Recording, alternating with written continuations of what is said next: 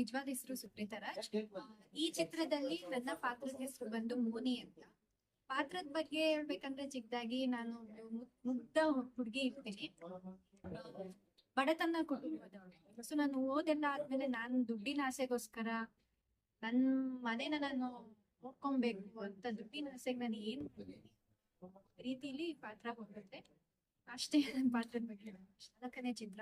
ನನ್ನ ಮೊದಲನೇ ಚಿತ್ರ ಬಂದು ಮಗಳೇ ಅಂತ.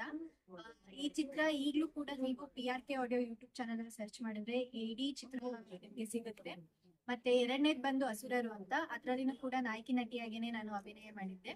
ಅದ್ರ ಏನು ಹಾಡಾಗಿರ್ಬೋದು. ಮತ್ತೆ 3ನೇ ಚಿತ್ರ ಬಂದು ಸ್ಕೂಲ್ ರಾಮಾಯಣ ಅಂತ.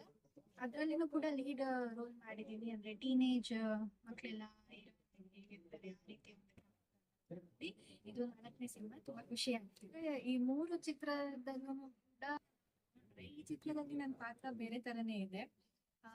ಇದ್ರಲ್ಲಿ ಕಾಮಿಡಿ ಆಗಿರ್ಬೋದು, ಮತ್ತೆ ಹಾರರ್ ಆಗಿರ್ಬೋದು, ಸಸ್ಪೆನ್ಸ್ ಆಗಿರ್ಬೋದು, ಒಂದು ಆಕ್ಷನ್ ಆಗಿರ್ಬೋದು, ಎಲ್ಲಾ ರೀತಿಯಾದಂತ ಒಂದು ಏನೋ ಎಕ್ಸ್ಪೀರಿಯನ್ಸ್ ಮಾಡೋ ಅವಕಾಶ ಸಿಕ್ತು ನನಗೆ. ಸೊ ಈ ಚಿತ್ರದಲ್ಲಿ ಅದ್ರ ಜೊತೆಗೆ ಶ್ರೀಧರ್ ಸರ್ ಮತ್ತೆ ಶಿವಕುಮಾರ್ ಸರ್ ಜೊತೆ ಆಕ್ಟ್ ಮಾಡೋಕೆ ಸಿಕ್ತು ಅವಕಾಶ. ಸೊ ಖುಷಿ.